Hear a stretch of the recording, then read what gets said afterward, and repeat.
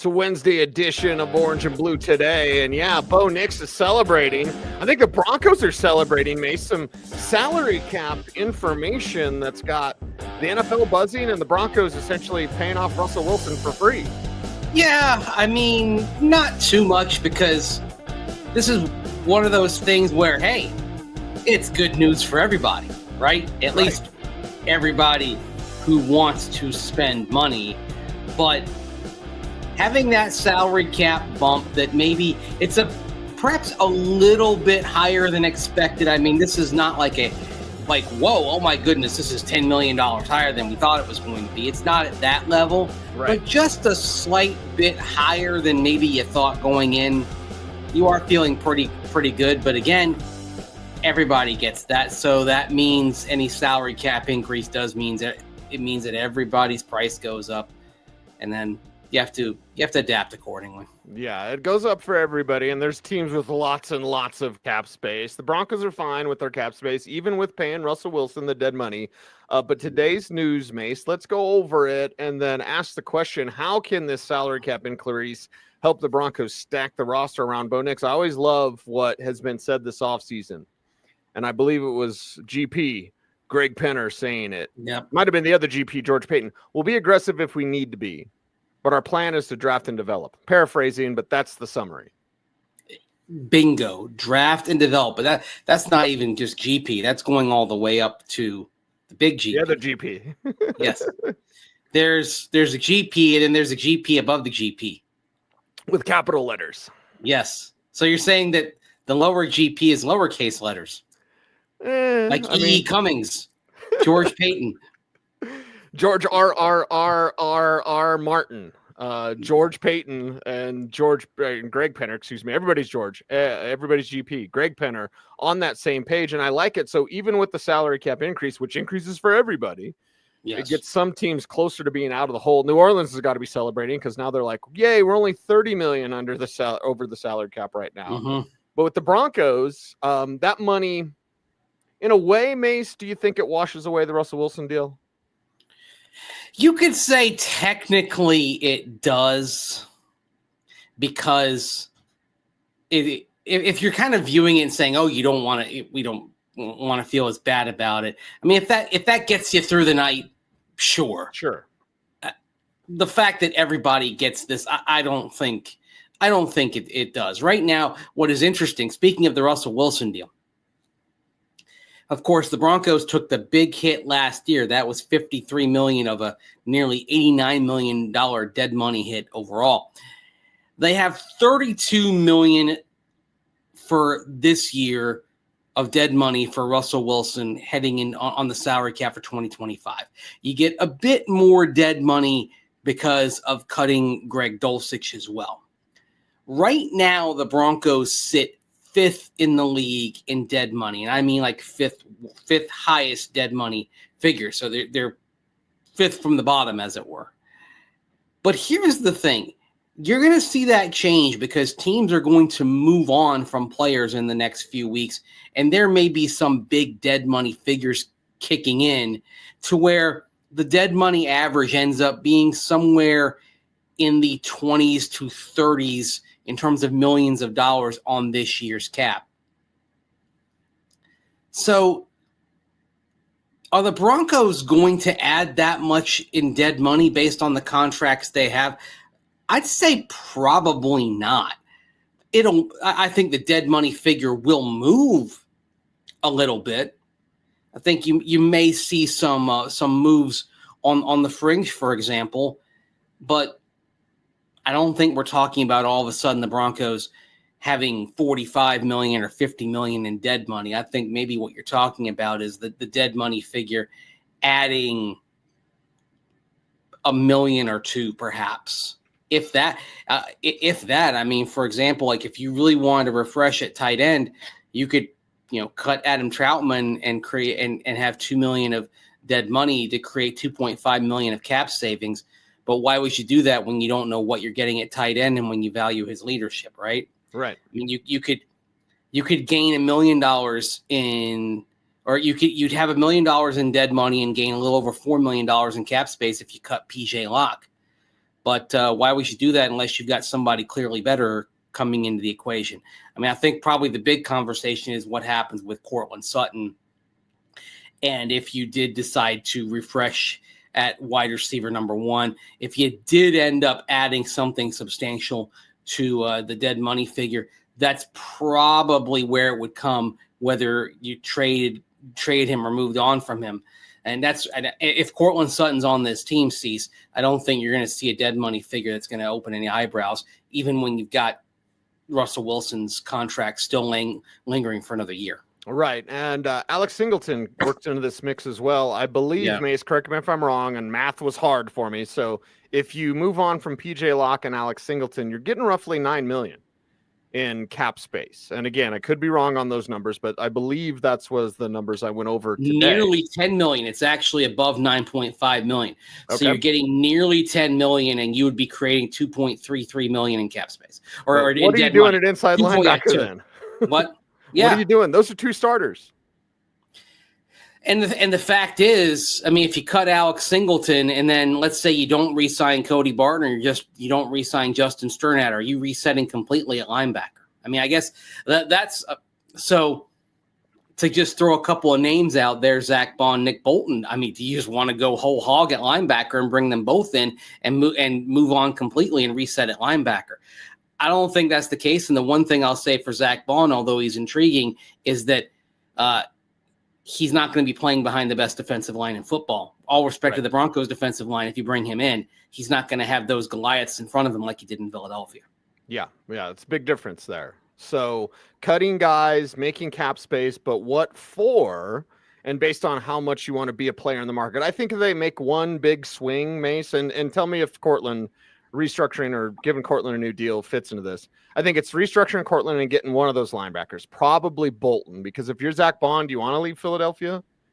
Vic Fangio turned you into an all-pro. Sean Payton didn't know how to use you. Again, a younger player, I know. 1 year. Where are you going to stay? 1 year with Sean. Where are you going to stay? You're going to stay where the guy made you an all-pro? So, and you're going to stay with Vic, or are you going to move on to VJ? Like, there's a large conversation there. So I think it's restructuring Courtland, and I think it's making a swing at one of those linebackers, likely Nick Bolton. Let's talk about the restructures real quick, because if you want to find space to create an area to create more space, it is in the restructures. Mike McGlinchey could create another $12 million of space for the restructure. Courtland Sutton, you can create another $9.18 million of space with a restructure. Zach Allen is an interesting conversation to have. You can restructure him, create $8.677 million. You've already put void years on the contract, but this is a contract year for Zach Allen. So to me, the more logical play with Zach Allen is extension. And if you want to bring down that cap number this year of $19.795 million, that's what you do to create some space. Can you get, and maybe that's something to look out for actually in the next few weeks here. If you want to create some more space right now to do a few more things in the short term, can you get an extension done for Zach Allen that can knock that cap figure for 2025 down from nearly $20 million to perhaps the $10 to $14 million range? If you can do that and keep Zach Allen around for another 2 to 3 years and create some short-term space, that might be the kind of win-win the Broncos are looking for. Yeah, wouldn't that make you happy, Mace? Make me happy. Keeping Zach Allen and Courtland Sutton around would make me real happy. I'd feel a lot more assured about the progress of this defense and where it can go this year if you've got Zach, and even beyond if you've got Zach Allen back. I mean, the question is, do you think you've seen peak Zach Allen? I mean, we have there's the discussion, there's old talking point. You may never be as good as you are right now. This may be peak Zach Allen. If you believe this is peak Zach Allen, does that give you pause? Or do you think there's more juice to be squeezed that's even better than what you've already got? Is this somebody who's actually rounding into form? Now, one thing on Zach Allen as well, he played an awful lot of snaps for a defensive lineman. Usually there's a little more liberal rotation than you saw with Zach Allen. Some of that was because of the lack of depth. Some of it is just because Zach Allen is that good, wants to stay out there. He's, as they would say back in the day, he's a hoss, is Zach Allen. But do you want to start kind of monitoring his reps and start kind of playing a longer term game here with Zach Allen? The other thing, of course, and we know this about defenses, we talk about how great defenses in NFL history, if they didn't have a quarterback who was at a Hall of Fame level, they only got one shot. And that illuminates the volatility of defense from year to year, that you can go up and down the table much more quickly in a way that you don't if you've got a great offense, particularly one with a great quarterback. That tends to be the path to sustain greatness on that side of the ball. Defense, it's a higher variance thing. And shoot, we could argue we saw some of that higher variance just within last season, because a Broncos defense that looked terrific for 3 months, starting with the Cleveland game, was anything but. And that's another thing to consider as well when you're looking at off-season needs, is saying, okay, we know what this defense was for most of the season, but what it was at the end, if that's what it is in 2025, the success equation changes, and that might lead to a step back if you can't get things remedied, which is why we're sitting here talking about inside linebacker as an area that you have to upgrade, because as we saw against Buffalo, runs were getting to the second level, and they were getting beyond that because they were getting shredded. You saw that in the Colts game as well. The Jonathan Taylor touchdown that should have been, that got called, that obviously put the ball on the ground. I mean, it was a mess at inside linebacker down the stretch. The holes became gaping ones at that level of the defense, and so you may have to spend, and that's why, I mean, I don't think they're going to move on from Alex Singleton. I think that especially coming off injury, he's a team captain. I mean, yes, it's a heartless business. Yes, the NFL stands for not for long. I can't see them doing that, but if they really got frisky and said, "Whoa, what if we can get Bond and Bolton?" Get a little crazy, right? That would be crazy, but I've seen crazier things in this league. Yeah, we've seen a lot of football, Mace. So before we further the conversation about the Broncos, I do want to ask you, because as a historian of this league and a lover of football, why did the Broncos start a trend in terms of dead money? And remember, like back in the Willis McGahee days, the Broncos had like 400,000 in dead money. They were always like so low. And then the Russell Wilson thing, it's just opened up this, like, you can operate, you can win with large dead money. So it's maybe not the trend you want to set, but I feel in a way the league has changed where they're not looking at these contracts with a bunch of dead money and shivering in their boots. They're going, there's always cheap players out there, unfortunately for the players. Well, one team that's going to leap right past the Broncos in dead money, of course, is the New York Jets, coached by a former Sean Payton assistant and with a former George Payton assistant as general manager, right? So Aaron Glenn coached under Sean Payton in New Orleans. Darren Muji, the last few years in Denver, a part of things, including being a part of ripping it down to the studs, taking the hit with, of course, taking the hit with Russell Wilson.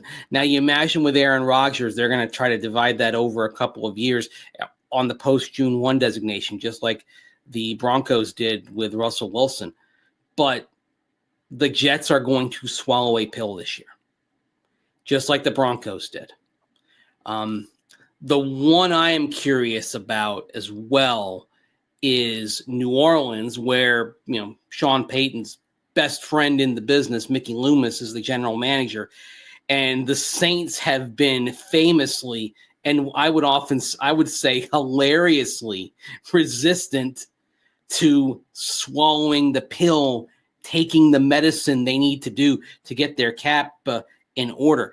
Right now, by the way, Cease, the Saints are, even after this announcement on the salary cap today, the Saints are looking at already being $47 million over the cap for 2025. Mickey Loomis with that credit card. Yes. And the thing is, a lot of the cuts that they could make, they'll create dead money and not much in cap savings. Like if they want to get any cap savings, from Taysom Hill, for example, who we're going to talk about. I know we mentioned we were going to talk about him today. We're going to get into Taysom Hill on the tight ends more tomorrow. Okay. Right.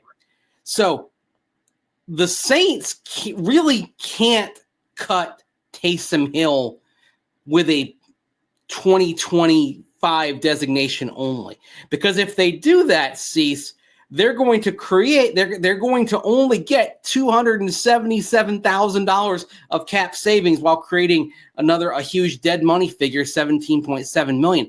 The Saints, they're going to have to do some post June 1 designations here and basically take a 2-year hit because if they don't do that, they actually will create a bigger cap number for players by cutting them. Like Cam Jordan, if the Saints were to cut him and not give him a post June 1 designation, their caps, they would lose another nearly $4 million of cap space, $3.924 million. It's crazy. So they're going to have to do a post June 1 designation on Cam Jordan to get $11 million of cap savings this year, and then accept that they're going to have some dead money next year. So the Saints are in such a bad position right now, Cease, that if they're going to get the immediate relief they need to field a team this year for Kellen Moore, they're going to have to accept that they're facing a 2-year process with huge dead money figures.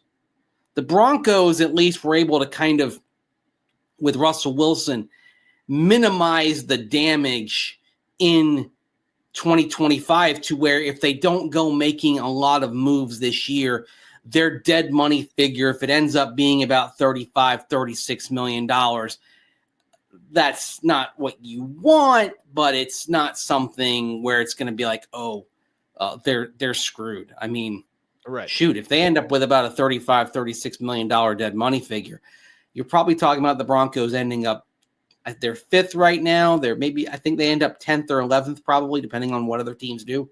And that's not the best, but it's workable, right? Yeah. So we see that the Jets are going to do it. I'm curious to see if the Saints do it, because if they do, then clearly Sean Payton would be somebody who's gotten religion on knowing that there's a point where you have to stop putting it on the credit card and take the hit and figure things out from there. This is what the lesson of the Broncos, and I would also argue a lesson from other teams last year, because in 2023, you had the Packers make the playoffs with a huge dead money figure as they, in the wake of moving on from Aaron Rodgers. You had the Bucs make the postseason with a huge dead money figure despite Tom Brady retiring. You had the Rams make the postseason despite having to move on from a bunch of contracts and basically ride a lot of day 3 picks, undrafted free agents, a very young roster, and most of that youth not being of premium draft capital because they traded so many picks. So these teams being playoff teams last year, it was a message to the Broncos, because something that we learned, of course, was they weren't going to use dead money as an excuse. And of course, they were in the postseason. But now that you see teams navigate these huge dead money figures that take the pill, swallow it, take their medicine, other teams are going to follow. And if you see the Saints do that, then truly you have Sean Payton, who maybe was one of those coaches who was more willing to put things on the credit card, that is starting to kind of change his tune a little bit. Certainly being around George Payton and Greg Penner may affect that as well, because George Payton is a draft and develop guy, and Greg Penner believes in draft and develop as well. When you got that philosophy from the top down, you have to change things a bit. We will one day be talking about an extension for George Payton. That's not today's show. How does that make you feel? Really good. Good. I want him scouting. I don't want him looking for coaches. That was not good. If things work out, maybe he won't have to do another coaching search for a long time now, will he? Like, isn't that the ideal thing? Yeah, and then Jim Leonard can take over. Yeah. I like the idea of that. It would be good. Mm-hmm. I think he's got the goods to be a great head coach in this league. If they can keep him. Yeah. Because they probably can't keep Davis Webb. May not be able to keep Jim Leonard. Maybe Vance Joseph gets another opportunity. Like, there's some future head coaches on this coaching roster. It's a small miracle that Davis Webb and Jim Leonard are coming back to the Broncos for 2025. Agreed. Yep. 1,000%. But I doubt they're back for 2026 with their current job titles. What I mean is if they're back in 2026, it means that they've got a more elevated title. More elevated pay. Yes. Keep them around. Yes. That's something to keep your eye on. Do they give them a path to doing a little bit more? I mean, of the two, I'd say the one that is probably more likely to move on a year from now to something bigger is probably Davis Webb, just because play calling won't be coming in Denver on the offensive side because you've got Sean Payton. So that will probably put a ceiling on what he can do. With Jim Leonard, you mentioned Vance Joseph. If Vance Joseph gets a head coaching job, gets that chance for which he's waited, then it works out pretty naturally that Jim moves up a line. I think the question becomes, to go back to a point we talked about earlier in this show, is what if the defensive struggles of December and January continue into 2025? Then what is the conversation at the end of the year like? Sounds like another show topic for later on Orange or Blue today. Also, how can Bo Nix help the defense not take a step back? Ooh. That's coming up on this show. But before we're out of here, Mace, how can folks help us out on YouTube?